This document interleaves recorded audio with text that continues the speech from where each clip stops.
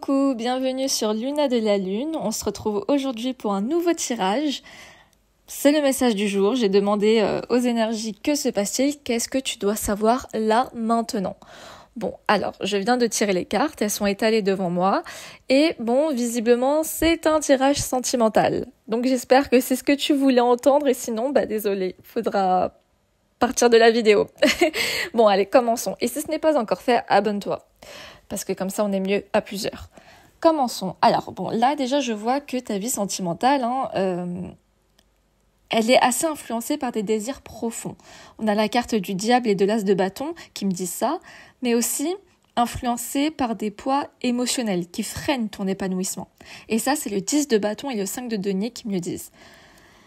D'un côté, il semblerait que tu sois attiré par des relations intenses, avec une forte connexion physique ou émotionnelle, mais d'un autre côté, il y a quelque chose qui te freine comme si tu étais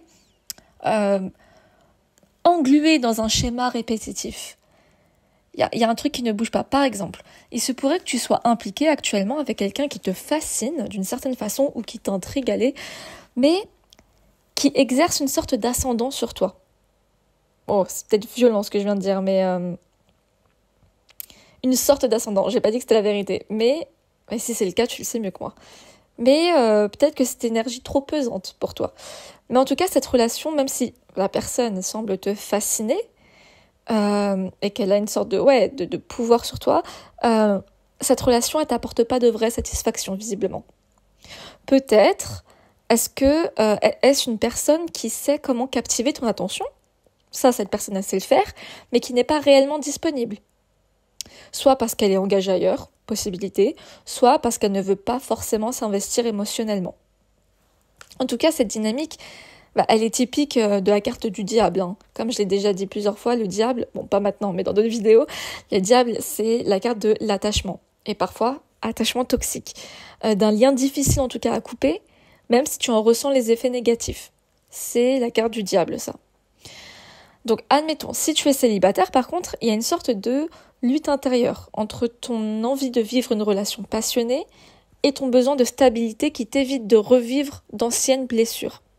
On a le prince de coupe ici qui indique un idéalisme en amour que tu peux avoir, une sorte d'aspiration et une romance sincère, tu vois, mais ce désir est contrarié par des peurs ou des schémas limitants. Ça, c'est vraiment le 10 de bâton et le 5 de denier qui me le disent ici. Donc bon, on voit quand même qu'il y a des obstacles émotionnels et j'allais dire psychologiques, mais je suis pas psy, donc je vais pas le dire. Mais voilà, il y a des obstacles émotionnels. Le 10 de bâton et le 5 de denier montrent, encore une fois ici, une fatigue émotionnelle. Ces deux cartes, elles sont quand même assez importantes là pour le moment. Elles montrent une fatigue émotionnelle liée à l'amour. Et ok, je sais que dans les films ou dans notre entourage, il y a toujours quelqu'un qui dit « Oui, mais tu sais, le mariage, c'est pas facile. » D'accord, j'entends. Mais est-ce que l'amour est censé être aussi compliqué et fatigant aussi ? Parfois, je mets des petites questions là, par-ci, par-là. On se les pose ensemble. On est tous dans le même bateau, ok ? Donc bon, il y a une sorte de fatigue émotionnelle qui est liée à l'amour actuellement. Et cela peut indiquer une sorte que tu portes le poids d'un passé douloureux, soit une rupture difficile, soit même plusieurs, soit une accumulation de relations compliquées, tu vois, où tu as dû faire beaucoup d'efforts sans retour satisfaisant.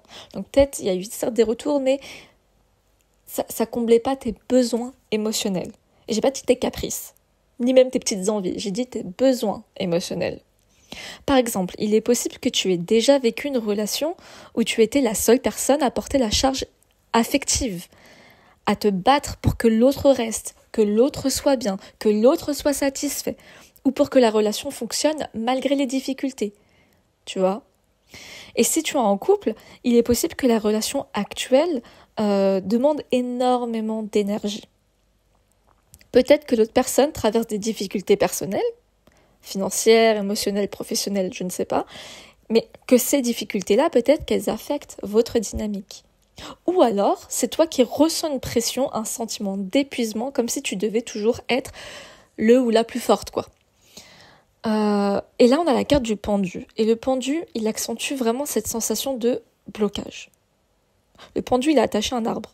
il pend, il bouge pas, il est bloqué. Il y a quelque chose qui ne bouge pas dans ta vie amoureuse.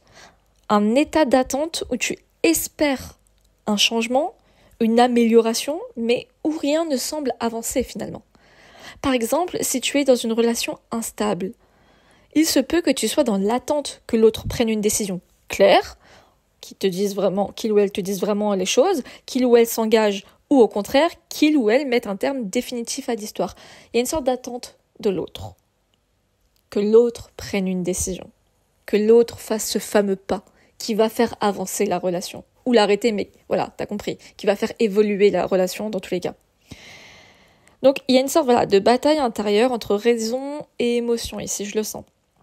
Et puis, on a l'as d'épée, le 2 d'épée, et la tempérance. La tempérance revient dans tous les tirages que je fais ces derniers temps. C'est incroyable. Bon, c'est collectif, voilà. Donc, l'as d'épée, le 2 d'épée et la tempérance, ici, me montrent que tu es dans une période de questionnement, finalement. Tu oscilles entre la raison, l'émotion, entre ce que tu ressens profondément. Est-ce que tu sais être juste pour toi ? Par exemple, tu pourrais te retrouver dans une situation où tu sais rationnellement que quelqu'un n'est pas bon pour toi. Je t'ai pas dit que tu sais que cette personne est mauvaise, mais même si cette personne n'est pas une mauvaise personne, en tout cas dans la relation, elle t'apporte pas ce dont tu as besoin. Donc peut-être que tu sais ça, mais où tu as du mal à couper les ponts. Le 2 d'épée, il illustre ce moment où tu hésites, où tu n'arrives pas à trancher, parce que toute décision implique un renoncement ou un inconfort. Et oui, parce qu'il faut faire des choix dans la vie. Et quand on fait un choix, on peut gagner comme on peut perdre. Ou alors, il y a un truc hier, alors je dois le dire maintenant, parce que hier, j'ai eu un truc qui est venu en tête, une phrase, et elle m'était destinée, c'était pour moi, c'était un message de mes guides, mais je crois que je dois le partager là maintenant. Tu me diras si ça te parle, si ça résonne en toi, ou sinon pas du tout. Je me suis réveillée avec le truc qui me disait « Tu ne peux pas gagner si tu as peur de perdre. » Tu ne peux pas gagner si tu as peur de perdre.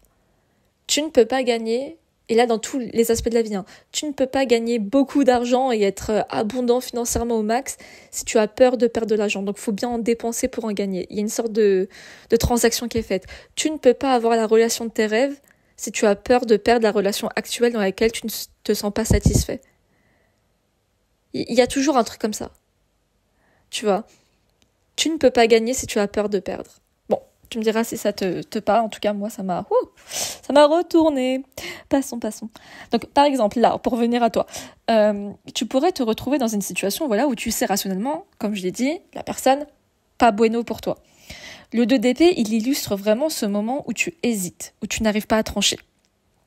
Et donc, admettons que tu es en couple, il est possible que tu sois tiraillé entre ce que tu veux vraiment et ce que ton partenaire attend de toi aussi. C'est une possibilité. Peut-être que tu ressens une pression pour faire des compromis qui ne te conviennent pas totalement. Et la tempérance, quant à elle, cette carte, elle indique que la meilleure chose à faire ici, c'est de prendre du recul et d'éviter de prendre des décisions de la précipitation. C'est vraiment la tempérance. On se tempère. Cela signifie pas de tout remettre à plus tard indéfiniment, non, mais plutôt de chercher un équilibre en toi avant de prendre une décision claire. Donc, la tempérance, elle est là en termes de conseils, je dirais, bien plus qu'en termes de ce qui se passe actuellement. Donc on a un nouveau départ qui est possible par contre, mais sous certaines conditions. Je m'explique. Et juste après, on a les cartes de l'as de bâton et le valet de bâton qui parlent. Bon, c'est l'élément du feu qui parle d'un renouveau, d'une énergie qui peut t'aider à sortir de cette stagnation. Et j'ai l'impression que cette stagnation, elle t'épuise. Comme on a dit tout à l'heure, on a dit que la relation t'épuisait, mais là j'ai l'impression que c'est pas juste la connexion qui t'épuise, c'est toi aussi parce que t'es tiraillé entre tes émotions et ton mental. Et t'as raison. Et ça, c'est beaucoup d'activité mentale. Et ça t'épuise énormément du coup. Donc, bon. Qu'est-ce que ça veut dire ces nouvelles cartes-là ? Ça veut dire qu'un nouveau départ est possible, mais à certaines conditions, comme je l'ai dit. Donc là, ici, ça peut indiquer une nouvelle rencontre excitante si tu es célibataire. Ou un regain d'énergie dans une relation existante. C'est aussi possible. À condition, il n'y a qu'une seule condition là, c'est de sortir des schémas répétitifs, des schémas qui te font stagner. Tu ne peux pas impulser quelque chose si tu stagnes, ce n'est pas possible. Enfin, tu vois ce que je veux dire, ce n'est pas logique. La voiture, elle peut pas avancer si tu décides de mettre le frein. Tu vois ce que je veux dire? Je dis pas que c'est toi qui le fais, hein, mais les énergies là, elles marchent comme ça actuellement. Donc, si tu es célibataire, il est possible qu'une personne plus jeune ou du moins plus spontanée entre dans ta vie. En tout cas, ce ne sera pas forcément une relation immédiate et stable et tout ce qui va avec, mais ce serait plutôt quelque chose qui te permettra de redécouvrir la légèreté et le plaisir. Après, peut-être que ça peut mener à plus, mais en tout cas, au début, ça sera pas ça, et c'est normal. Et peut-être que ça sera que ça, mais en tout cas, c'est vraiment un truc qui peut t'amener énormément de plaisir parce que t'en avais besoin. Tu vois, c'est une sorte de un souffle. Et en couple, ces cartes, elles suggèrent un besoin, tu vois, de réinjecter du dynamisme. Peut-être en sortant de la routine, en redécouvrant des passions communes ou en communiquant différemment, quoi. Un truc qui impulse la nouveauté. Et ensuite, on a des cartes qui nous parlent de stabilité. Qu'il y a une stabilité à construire avec de la patience, ainsi que des choix, disons, assumés. Pourquoi ? On a le 3 de denier et le 9 de denier ici, qui montrent que pour bâtir une relation solide et épanouissante... Pardon, j'ai bugué parce que je pensais à 3 milliards de choses en même temps, décidément. Donc ouais, je reviens, je disais une relation bien stable et épanouissante, merci. Il faut un travail progressif et... pas logique, c'est pas le terme, non, mais réfléchi en tout cas. En tout cas, cela peut vouloir dire apprendre à mieux choisir tes partenaires. Alors, c'est pas ce que... Ça, j'aime pas penser comme ça, même si c'est sorti comme ça, je l'entends. Mais c'est pas mieux choisir ses partenaires parce que ça met vraiment la faute sur toi. Et en fait, c'est pas... non, c'est nul, c'est pas mieux choisir, c'est peut-être revoir la grille de sélection de tes partenaires. Je pense que c'est surtout ça. Parce que vraiment, mieux choisir, non, c'est horrible. On peut pas savoir sur qui on tombe. Dans le fond, quand est-ce qu'on connaît vraiment une personne ? Et puis, comme je l'ai dit, une bonne personne peut faire des mauvaises choses. Donc, choisir mieux choisir son partenaire, c'est nul. En fait, je l'ai sorti parce que je l'ai entendu là dernièrement dans une vidéo et ça m'a énervé. Mais c'est nul, c'est pas logique de dire ça. Une bonne personne peut faire des choses mal. Une bonne personne peut se rendre compte au bout d'un moment qu'elle avait trop de bagages émotionnels et donc du coup te faire souffrir. Est-ce que c'était son but à la personne ? Pas forcément. Il y en a, oui. Il y en a, c'était leur but, qu'on se le dise. Oui. Mais d'autres, non. Et pourtant, les effets sont les mêmes. Ils te blessent. Tu vois ? Donc, mieux choisir son partenaire ? Non. Mieux choisir... revoir, allez, je m'exprime correctement, revoir sa grille de sélection de partenaires, là, ça serait la chose à faire, je pense. Ouais, tu vois, la phase d'entretien, comme si la personne allait décrocher un poste, hein, mais l'idée, là, c'est pendant la phase de dating, revoir les questions à poser, ce genre de choses. Ou non, ou plutôt, en réalité, c'est surtout voir comment tu ressens, ce que tu ressens. Si tu ressens exactement la même chose qu'avec les autres qui visiblement t'ont fait souffrir et t'ont épuisé jusqu'à maintenant, c'est que c'est peut-être pas une bonne chose. Si c'est ce côté ça va super vite, c'est génial et d'un coup, bam, ça commence à prendre ses distances par exemple, ce genre de choses. Est-ce que le début c'était si bien que ça finalement ou si c'était juste une distraction ? Tu vois ? Une distraction d'un truc que tu devais gérer dans ta vie, mais il y a cette personne qui est arrivée, qui t'a libéré de ce poids. Du coup, ça t'a distrait et t'as foncé tête baissée. Et la personne, clairement, c'était pas la bonne personne, visiblement, et donc du coup, elle commence un peu à faire ces trucs méchants, là, qui te blessent au final. Donc, je pense que c'est la phase de date. Je m'éparpille. Revenons. Donc, bon. Ensuite, on a le 3 de denier ici qui suggère aussi qu'une relation, une relation saine, elle se construit avec un vrai partenariat. Donc ça revient ce que je viens de dire sur la phase de dating, où chacun apporte quelque chose et où l'effort est surtout partagé. Parce que le 3 de denier, c'est vraiment la carte de la collaboration. tu vois. Ça collabore, ça partage, ça communique. Il y a un truc en mode, on est ensemble, pas forcément encore en couple, vu que c'est la phase de dating, mais on est dans le même bateau là, donc on va dans la même direction, mais pour savoir si la personne va dans la même direction, faut collaborer, faut échanger, et c'est le denier, ça, c'est le 3 de denier, c'est le denier, c'est les éléments de la terre, c'est quelque chose qui prend du temps. Alors prendre du temps, ça prend pas 10 ans non plus, mais voilà, c'est pas précipité, c'est pas le feu, tu vois, c'est pas les bâtons.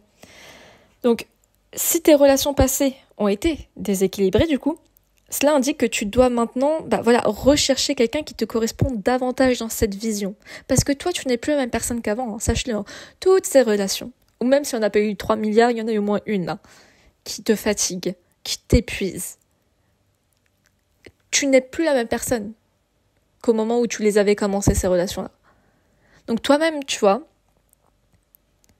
tu dois rechercher quelque chose qui te correspond davantage dans ta nouvelle vision. De la vision de la personne dont tu es aujourd'hui. Et enfin, on a la carte de l'empereur. Et l'empereur ici, il montre qu'il est temps pour toi de poser des bases solides, de prendre le contrôle de ta vie amoureuse. Voilà. Prendre le contrôle de ta vie amoureuse et de ne plus subir les relations. Le but, c'est que tu sortes de la phase du pendu et que tu ailles dans la case de l'empereur. Et ça, tu sais quoi ? C'est magnifique, je te le dis pourquoi. Parce que le pendu, tu devais passer par le pendu avant d'être un empereur. Le pendu, c'est associé au signe du poisson en astrologie. C'est une arcane majeure associée au signe du poisson. Le poisson, c'est le 12e cycle. Ouh là là, j'arrive plus à parler, pardon. Le 12e signe du zodiaque. Et le dernier. Le poisson, c'est l'énergie du poisson, c'est spirituel. Le pendu, il est pendu. Il a la tête retournée, il a vécu les 12 signes là, les 12 énergies du signe, il en a vu de toutes les couleurs, il a grandi, ce n'est plus la même personne qu'au début. Et du coup, il est tout retourné et il se pose. Il se pose, il pend, il est dans sa tête, parce que de toute façon sa tête, elle est vers le sol dans la carte du pendu. Et juste après, on a quoi ? Après le poisson, c'est quoi ? C'est le signe du bélier. Et le bélier, c'est le premier signe du zodiaque. Et c'est quoi la carte qui représente le bélier, l'arcane majeur ? C'est l'empereur. Donc tu devais passer par cette case, cette phase du pendu, totalement retourné, totalement fatigué, qui stagne, mais en fait tu stagnes pas. Tu prends du recul sur absolument tout ce que tu as vécu actuellement. Tu prends du recul, t'assimiles, et c'est génial, hein. C'est pas facile d'y être, c'est pas agréable. Imagine un pendu, pendu par ses pieds à un arbre. T'imagines bien que c'est pas une position agréable. T'imagines bien que ça fait mal. Personne n'a envie de se retrouver là. Et pourtant, c'est nécessaire. Parce que juste après, il y a quoi ? Il y a l'empereur. Juste après, il y a l'empereur qui va commencer un nouveau cycle. Tu vois ? Donc, tu devais être là. Donc, le but, là, c'est pas de zapper cette phase de stagnation. Non, tu l'es. Par contre, il faut pas y rester trop longtemps. Tu vois ? Donc, si jusqu'à présent, tu as vraiment laissé tes émotions guider tes choix, il est peut-être temps d'appliquer tout ce que tu as appris jusqu'à maintenant. Et de fixer des limites claires. Parce que l'empereur, c'est l'empereur. Il a un empire à gérer quand même. Hein. Il n'est pas là pour rigoler. Enfin, il s'amuse s'il en a envie, mais c'est son empire. Il a des règles, il faut les respecter. Personne ne manque de respect à un empereur. Tu vois ce que je veux dire ?